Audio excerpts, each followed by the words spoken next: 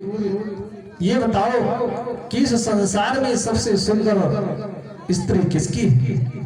सूर्य ने कहा कि महाराज संसार की जितनी सुंदर नारी कि प्रातः बेला में रात्रि के 4 बजे गंगा स्नान के लिए जाया करते थे। एक दिन इंद्र के मन में अहिल्या को चलने के लिए विचार आया और चंद्रमा से मदद मांगी कि तुम मेरा मदद करो और जिससे मैं अहिल्या का प्रतिव्रता व्रत भंग करूं। गौतम ऋषि का सदा का नियम था, ध्यान से सुने। गौतम ऋषि का सदा का नियम था, जाते थे गंगा सवेरे सवेरे, जाते थे गंगा सवेरे सवेरे, सवेरे सवेरे जीवन की नारी प्रतिभती अहिल्या अकेले सवेरे सवेरे, अकेले सवेरे सवेरे। एक दिन की रात कहा इंद्र चंदा से बन जाओ मुर्गा, गौतम ऋषि के द्वारे पे बोलो मेरा समझ कर चले जाएंगे, मैं तो सती को दिखाऊं सवेरे सवेरे, सवेरा समझ कर चले जाएंगे, मैं तो सती को दिखाऊं सवेरे सवेरे। अर्धरात्रि को ही चंद्रमा ने मुर्गे का रूप धारण करके जाकर के बजे जाके मुर्गा है बोला, तो गौतम ने समझा कि हुआ है सवेरा। उठे और माला कमंडल उठाया, चले अब नहाने सवेरे सवेरे। उठे और माला कमंडल उठाया, चले अब नहाने सवेरे सवेरे।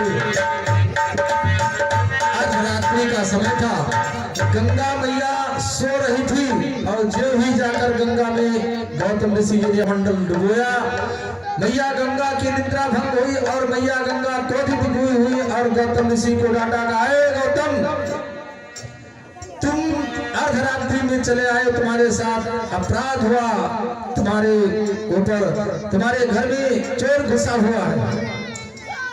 12 बजे जाके मुर्गा है बोला, तो गौतम ने समझा कि हुआ है सवेरा। उठे और माला कमंडल उठाया, चले अब नहाने सवेरे सवेरे। उठे और माला गंगा में पहुंचकर कमंडल डुबाया, सवेरे सोते में आकर मुझे की जगाया। और इंद्र गौतम ऋषि के भेष में अहिल्या के पास पहुंच गए आश्रम में। अहिल्या जी भ्रमित हुई, तब तक गौतम ऋषि वहां से वापस आए और किवाड़ा बंद था। आवाज लगाया गौतम ऋषि ने, किवाड़ा खोलो। उस समय अहिल्या जी धर्म संकट में पड़ गई कि मेरे पति यहाँ तो मेरे पति की बाहर कैसी आवाज में। कुछ समय लग गया और तब तक गौतम ऋषि नाराज हो गए, क्रोधित हुए। गौतम ऋषि जब लौट घर पे आए, पुकारा सती की खोलो किवाड़ा, और नहीं बोली नारी तो दिया श्राप उसको कि हो जाओ पाथर सवेरे सवेरे। नहीं बोली नारी तो दिया श्राप उसको, हो जाओ पाथर सवेरे सवेरे। नहीं बोली नारी।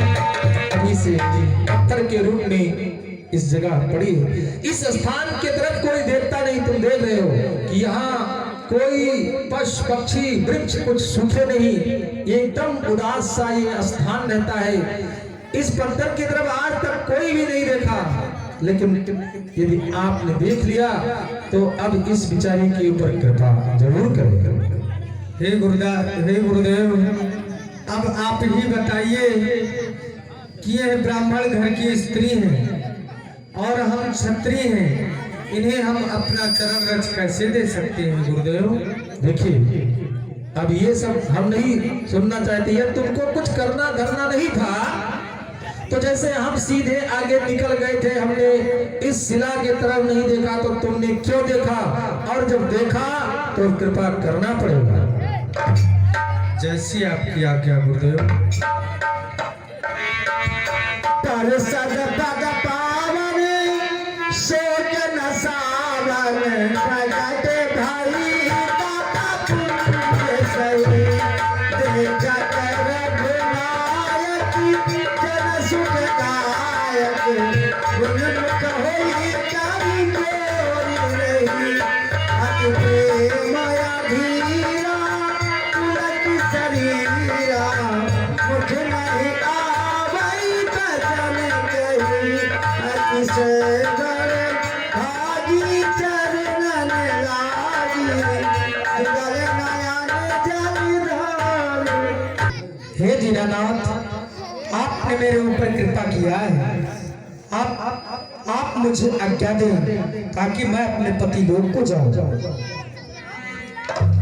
मन साप जो दीघात भल कीना, परम अनुग्रह में माना, देखे काम क्या हो सकता है भगवान? बिनती प्रभु मोरी मैं मति भोरी, नाथ न मांगो बरआना, पद पगमल परागा रस अनुरागा, मन मन मधु पे करे पाना, जो पद सुर सरता परम पुनीता, प्रगट भई शिव शीश धरी। जाओ, अब अपने पति लोक में निवास करो।